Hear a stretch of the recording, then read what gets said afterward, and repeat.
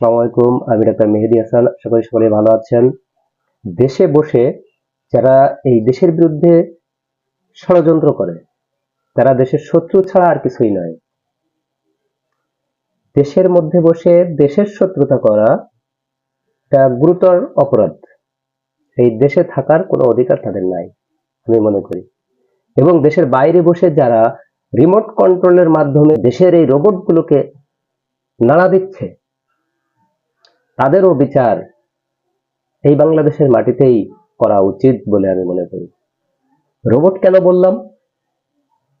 বিগত ফ্যাসিস্ট সরকারের যে সাঙ্গপাঙ্গ এদেশে আছে, তারা রোবটের মতোই কাজ করছে। ওখানে বসে রিমোট চেপে দিচ্ছে, এদের ডাইনে ঘুরতে বললে ডাইনে ঘুরছে, বামে ঘুরতে বললে বামে ঘুরছে।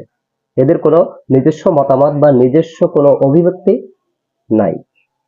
এদের যখন বলা হচ্ছে যে একটা খুন করে আসো, এরা খুন করে আসছে। বলা হচ্ছে চুপ করে বসে থাকো, চুপ করে বসে থাকছে। এদের ভালো মন্দ বোঝার বিবেক নাই। প্রত্যেকটা মানুষের আল্লাহ রাব্বুল আলামিন জ্ঞান, বুদ্ধি, বিবেক দান করেছেন। বিবেক যেটা সায় দেয় সেটাই সঠিক, এবং বিবেকের বিরুদ্ধে যেটা বিভিন্ন অপপ্রচারের মাধ্যমে বিভিন্ন ব্যক্তির ইঙ্গিতের মাধ্যমে যেটা করা হয় সেটা ভুল। নতুন করে বাংলাদেশকে নিয়ে আবার ষড়যন্ত্র করা হচ্ছে। এই ষড়যন্ত্র যে বা যারাই করুক না কেন, তাদের কোনো ছাড় দেওয়া যাবে না। ফ্যাসিস্ট সরকার আওয়ামী লীগ পালিয়ে যাওয়ার পরেও বাংলাদেশে থেকে কিছু মানুষ তাকে আবার পুনর্বাসন করার চেষ্টা করছেন। আপনাদের কি মনে নাই 2024-এর কথা? আমাদের এদেশের ছাত্র জনতা সবাই একত্রিত হয়ে রাজপথে নেমে এসেছিল। তারা কেন নেমে এসেছিল? একটা সরকারের বিরুদ্ধে কখন আন্দোলন হয়? যখন সেই সরকার তার সীমা অতিক্রম করে, সর্বোচ্চ ভাবে সীমা অতিক্রম করে, তখনই একটা সরকারের বিরুদ্ধে ছাত্র জনতা নামতে বাধ্য হয়। তাদের ত্যাগের বিনিময়ে তাদের রাজপথে যে রক্ত ঝরেছিল, বুকে তাজা গুলিবিদ্ধ হয়েছিল, এত ত্যাগ তিতিক্ষার পরে যখন ফ্যাসিস্ট সরকারকে তারা হটাতে সক্ষম হয়েছে, পুনরায় আবার কিছু ব্যক্তি, কিছু লোক তাদেরকে পুনর্বাসনের চেষ্টা করছেন। কি দরকার ছিল আবু সাইদের বুক পেতে দেয়া, বন্দুকের গুলির সামনে বুক পেতে দেওয়ার কি দরকার ছিল? কি দরকার ছিল মীর মুগ্ধের জীবন দেওয়া? সেই যদি আমরা পূর্বের অবস্থায় আবার ফিরে যাই, তাহলে কেন এতগুলো জীবন ঝরলো, এতগুলো মানুষের রক্ত ঝরলো? একটা দেশের সেনা প্রধান হয়ে কেন ফ্যাসিস্ট সরকারকে আবার পুনর্বাসন করতে চাচ্ছেন? এটা জাতির প্রশ্ন সেনা প্রধানের কাছে। একটা দেশের সেনা প্রধান হয়ে এই ষড়যন্ত্রমূলক কর্মকাণ্ডে কিভাবে লিপ্ত হচ্ছেন বা কিভাবে সহায়তা করতে চাচ্ছেন, এটা দেশ ও জাতির প্রশ্ন আপনার কাছে। তাহলে 24-এর গণ অভ্যুত্থানের কি দরকার ছিল? যেভাবে চলছিল সেভাবেই চলতো। এই 24-এর গণ অভ্যুত্থানে যারা স্বজন হারিয়েছেন, কেউ সন্তান হারিয়েছেন, কেউ পিতা হারিয়েছেন, কেউ মাতা হারিয়েছেন, কেউ কন্যা হারিয়েছেন। আমরা দেখেছি অনেক ছোট ছোট শিশুরও প্রাণ চলে গেছে। কেন? কি দরকার ছিল এটা? যাদের স্বজন হারিয়েছে তারাই বুঝতে পারছে, তাদের বুকে পাথর চেপে আছে, তারাই বুঝতে পারছে স্বজন হারানোর বেদনা। আপনি আমি এটা বুঝতে পারবো না। আমাদের বিবেক দিয়ে চিন্তা করতে হবে, কারোর প্ররোচনায় নয়। বিবেক যেটা বলবে যে না এটা ভালো, সেটা আমাদের করতে হবে। বিবেক যেটা বাধা দিবে যে না এটা করা যাবে না, সেটা আমাদের করা যাবে না। একজন ব্যক্তিকে পুনর্বাসন করতে যে দেশের লক্ষ লক্ষ জনতার বুকে যে আঘাত হানবে, সেটা আমরা কখনোই চাইবো না। ভারত আমাদের চিরশত্রু, কেন তাদের কথায় আমাদেরকে সায় দিতে হবে? খুবই সম্প্রতি আমরা দেখেছি যে যুক্তরাষ্ট্রের গোয়েন্দা প্রধান তুলসী গ্যাবার্ড ভারতে এসে যে বক্তব্য দিয়েছেন, সেটা ভারতীয় গণমাধ্যমগুলো আবার বিকৃত করে সেটা প্রচার করেছে, যাতে বাংলাদেশের ভাবমূর্তি বিশ্বের কাছে ক্ষুণ্ণ হয়, বাংলাদেশ যাতে ছোট হয়ে যায়। আমরা সবই বুঝি, সবই বুঝতে পারি, কিন্তু কেন আমরা এই বিপথে চলি সেটাই আমার বুঝে আসে না। যারা এতগুলো হত্যা, খুন, গুম, বিভিন্ন ধরনের অর্থ কেলেঙ্কারির সাথে জড়িত, সেই সরকারকে আমরা আবার ক্ষমতায় আনার জন্য চেষ্টা করছি। এটা বিবেক সম্পন্ন মানুষের কাজ হতে পারে না।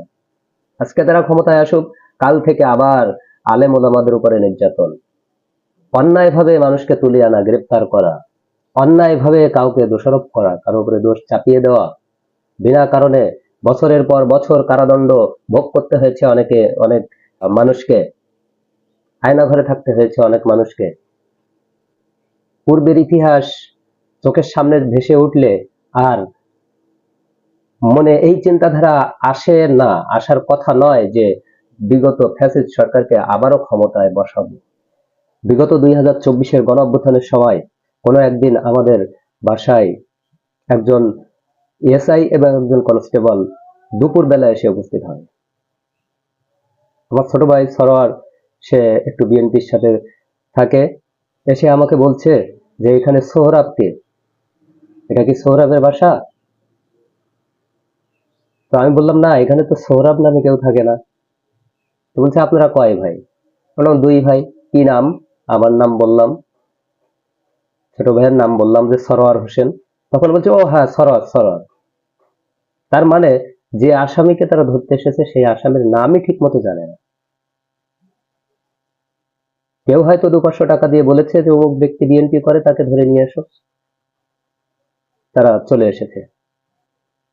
এই হলো পূর্ববর্তী ফ্যাসিস্ট সরকারের আমলের প্রশাসনিক যে কাঠামো, প্রশাসনের যে অবস্থা। যাই হোক, আমাদের প্রশাসন, পুলিশ ভাইরা এখন অনেক ভালো, তারা এখন আর এই ধরনের কাজকর্মে জড়িত নয়। তো আমরা চাচ্ছি যে আবার কিছু ব্যক্তি চাচ্ছি যে আবার পুনরায় আওয়ামী লীগ ফিরে আসুক, আবার সেই ফ্যাসিস্ট সরকার প্রতিষ্ঠিত হোক, ফ্যাসিজম সাম্রাজ্য প্রতিষ্ঠিত হোক। তো হয়তো কিছু মানুষ ভালো থাকবে। তো সেই কিছু মানুষ ভালো থাকার জন্য যারা এগুলো করছেন, তারা কি ভেবে দেখেছেন দেশের জনগণের কি অবস্থা হবে? দেশের মানুষের কথা তারা চিন্তা করে দেখেছেন? আমি সবসময় আমার ভিডিওতে বলে থাকি যে আমি কোনো দলকে সাপোর্ট করি না, আমি কোনো দলের পক্ষে বিপক্ষে বলি না, যেটা বাস্তব দেখতে পাই সেটাই বলি। হয়তো আওয়ামী লীগের বিপক্ষে বলছি, এটা বিপক্ষে না, এটা তারা যেটা করে গেছে সেটাই বলছি।